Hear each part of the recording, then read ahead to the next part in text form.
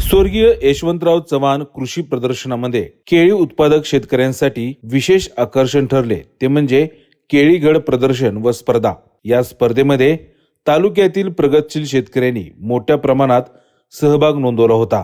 प्रदर्शनामध्ये दर्जेदार, वजनदार आणि उत्कृष्ट गुणवत्तेचे केळीगड मांडण्यात आले होते। केळी उत्पादनात आधुनिक तंत्रज्ञानाचा वापर, खत व्यवस्थापन, पाणी नियोजन याबाबत मार्गदर्शन देखील करण्यात आलं। या स्पर्धेमुळे केळी उत्पादक शेतकऱ्यांना प्रोत्साहन मिळत असून इतर शेतकऱ्यांना देखील नवनवीन तंत्रज्ञान स्वीकारण्याची प्रेरणा मिळत आहे।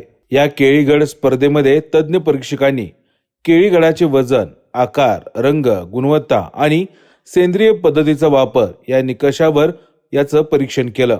स्वर्गीय यशवंतराव चव्हाण कृषी प्रदर्शनातील केळीगड प्रदर्शन व स्पर्धेमुळे शेतकऱ्यांना नवीन दिशा मिळत असून शेतीतील गुणवत्तेला महत्त्व देण्याचा संदेश या उपक्रमातून देण्यात आला। सर्वांना नमस्कार। माझं नाव प्रशांत शेंडे, तालुका कृषी अधिकारी कराड या ठिकाणी कार्यरत आहे।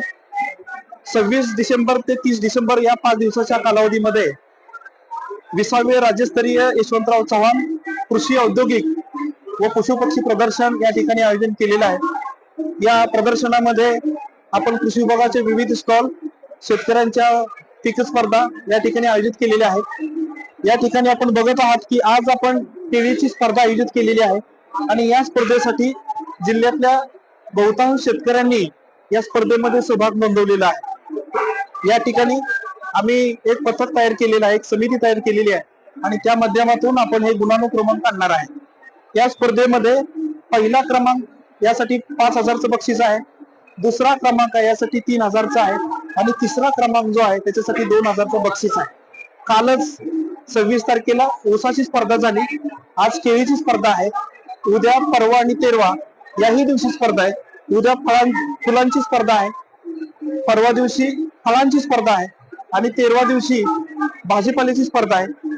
या निमित्ताने पुढच्या 3 दिवसामध्ये जे शेतकरी इंटरेस्टेड आहे, उत्सुक आहेत, त्यांनी या स्पर्धेमध्ये सहभाग घ्यावा आणि आपण उत्पादित केल्याच्या कृषी मालाचं त्या ठिकाणी बऱ्यापैकी त्या ठिकाणी प्रदर्शन करावं।